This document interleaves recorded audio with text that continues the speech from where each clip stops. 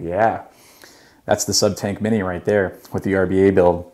You've seen videos of us do on this before on our channel. If you watch our channel, we did a complete build of the RBA, front to back, broke down all the parts and components.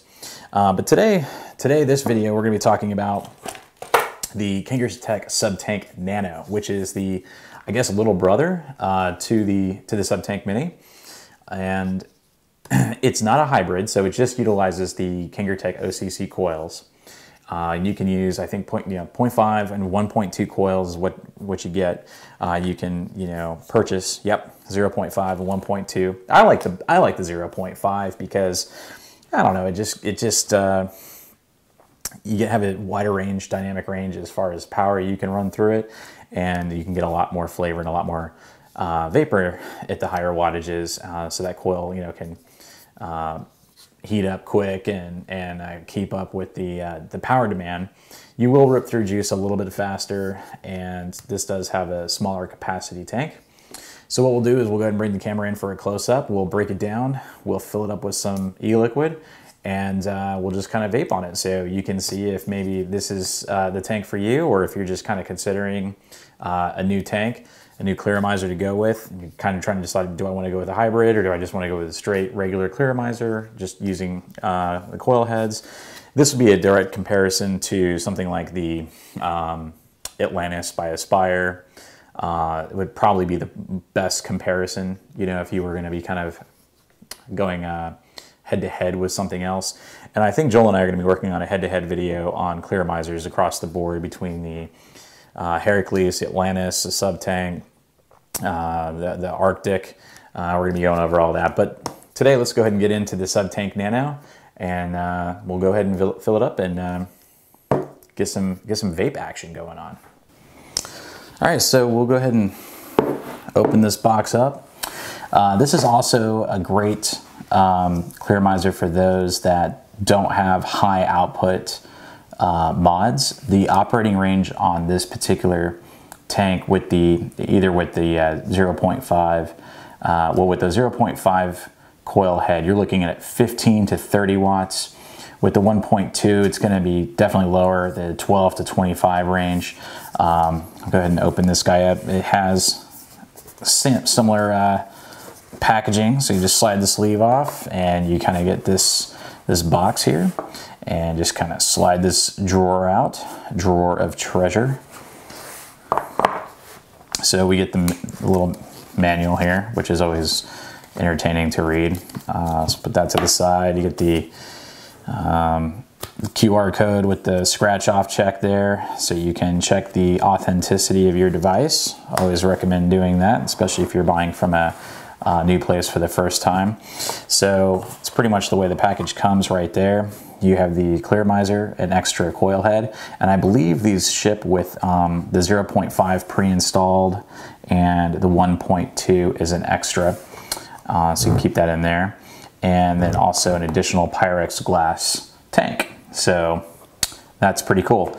Let me go ahead and take this out and just lift this. I don't think there's anything underneath here. I've actually don't think you can take it out. I'm pretty sure it's glued in. So there are also additional rings that come with the tank.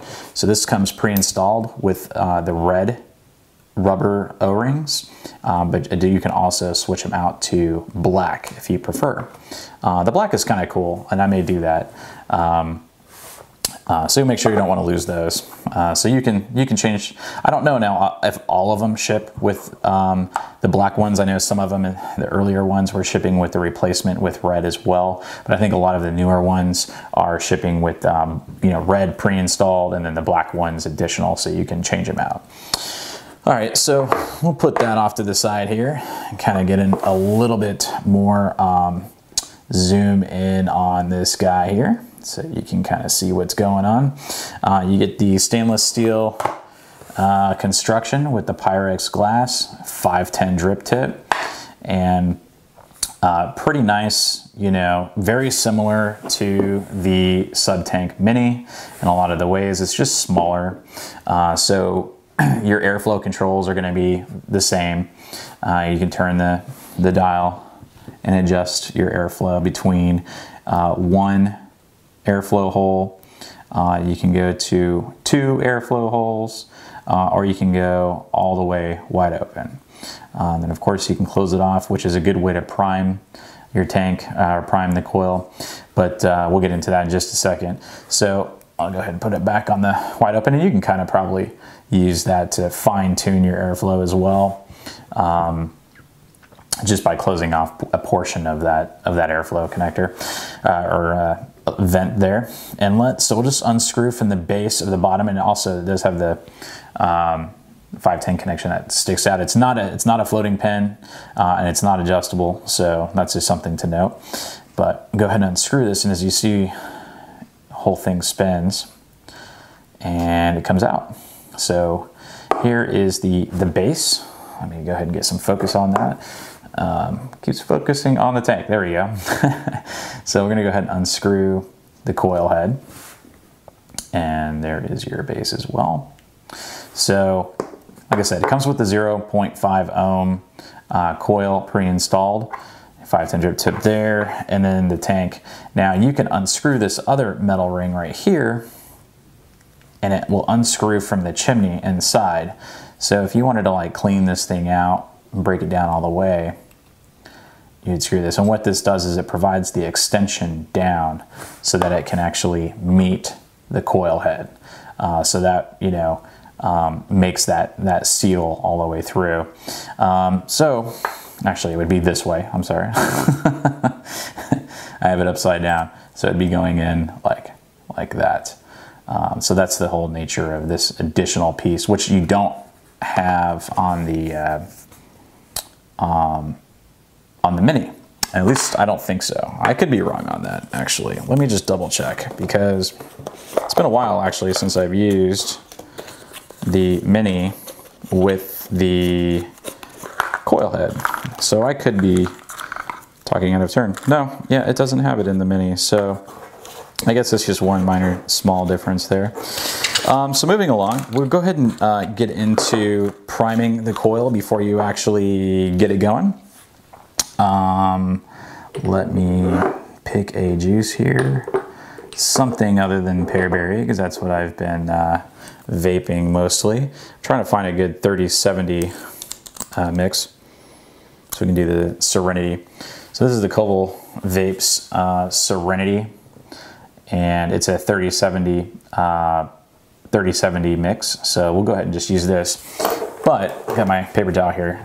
So what you want to do is when you get this, before you actually just fill up the tank and just start rocking it out, you're going to want to prime this coil. So I'm trying to get a little bit of a better zoom there. So what you want to do is take your juice and just put a drop or two on the actual cotton. And it's going to take a second. You'll see it kind of starting to slurp it in. And it might take a second. This is a higher VG, so it usually takes a little bit longer, but it will start sucking it all in. There we go. And then I'll flip it over. Do the same thing to this side. Just 1 or 2 drops. No big deal. You're probably going to make a little bit of a mess. That's why you probably want to put a paper towel down. So again, we're going to just kind of let that saturate into the cotton a little bit. And you may want to put more than 1 or 2. There's no right or wrong way to do it. It's just that you definitely kind of want to help this cotton along in getting saturated. So I can just kind of, do 1 or 2 drops to one side. I'll go to the other side, do the same thing, 1 or 2 drops. So what I'll also do is I will put a drop or 2 down the center. As you can see, the coil there and the cotton. So I'll just go ahead and drop a little bit down in there, as I actually get it on my fingertips off camera. Sorry about that. So should just let that soak in. And then what I'm gonna do is just go ahead and screw it into the base. And I realize that the camera is quite blurry at this angle, so I'm gonna go ahead and back out just a little bit. Go ahead and get this guy.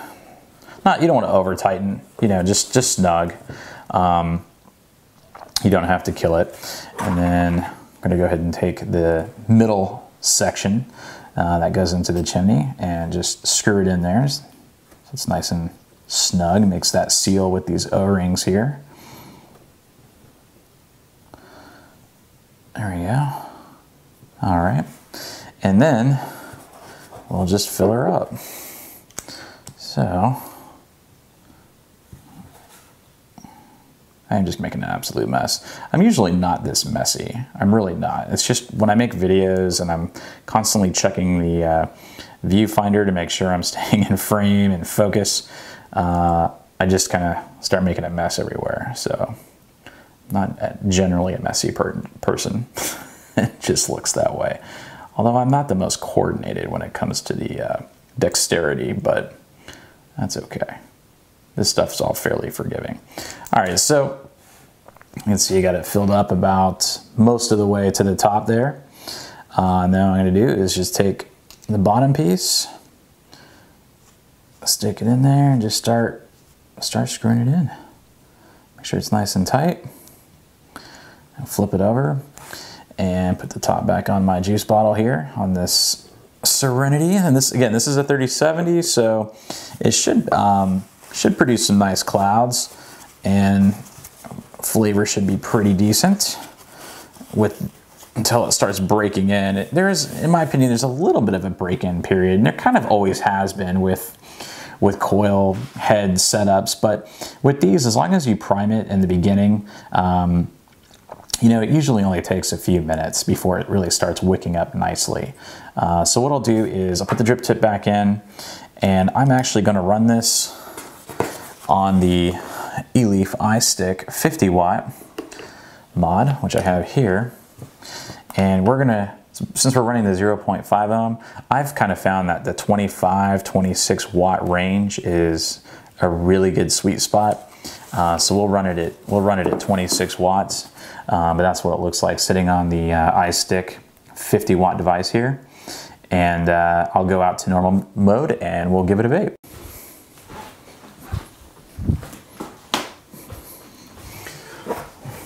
All right, let's see. So let's double check our wattage here.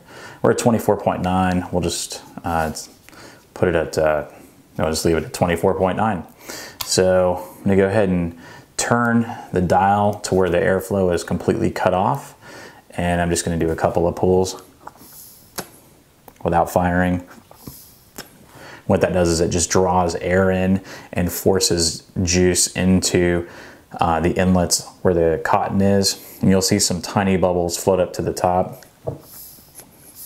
That's just making sure it's getting nice and wicked up, nice and saturated before you just start firing on it. Try to avoid any dry hits because nobody likes a dry hit. It's just terrible, it sucks. All right, so here we go.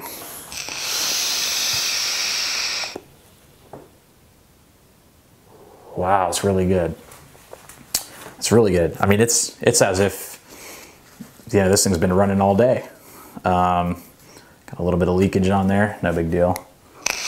That was from me filling it up, being an idiot.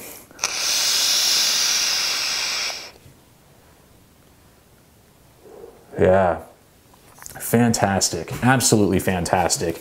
You know, and this is just a great value. It's a great affordable clearomizer that's going to allow you to vape a wide range of mixes, the 50-50s, the 30-70s. It's going to handle them all really, really well. With it being a glass Pyrex tank, you don't have to worry about those cinnamon flavors that oftentimes have, you know, crack your plastic tanks, the acrylic ones. It's honestly bang for your buck. It's probably the best thing you can get out there, in my opinion, for the price point. Price point on these is usually between $24 and $30 in that range. You just can't beat it. You just really can't.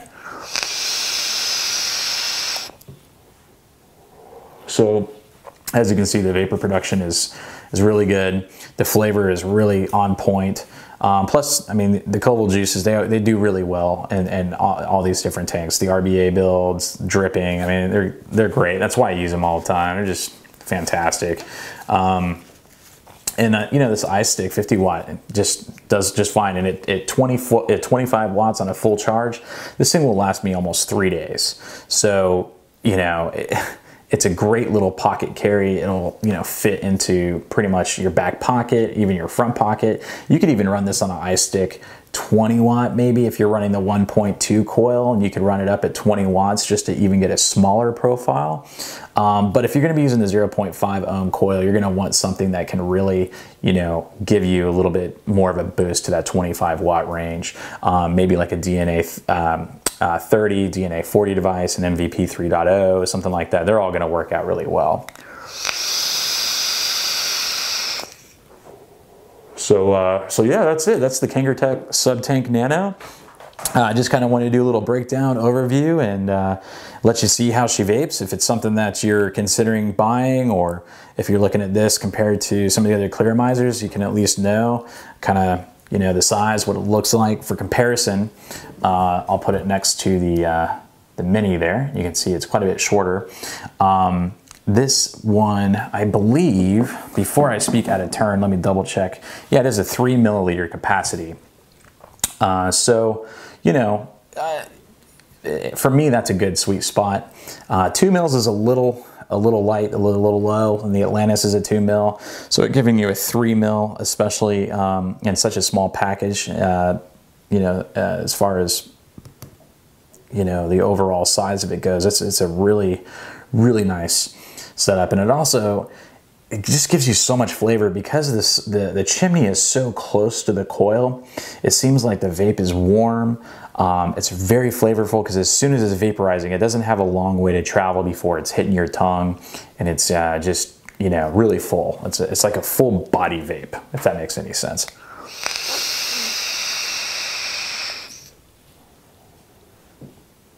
As you can see, clouds, bro, clouds.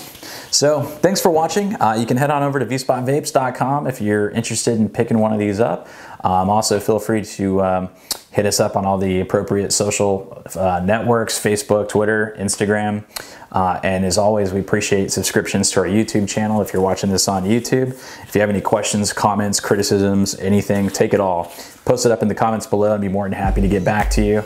And as always, thanks for watching, and vape on.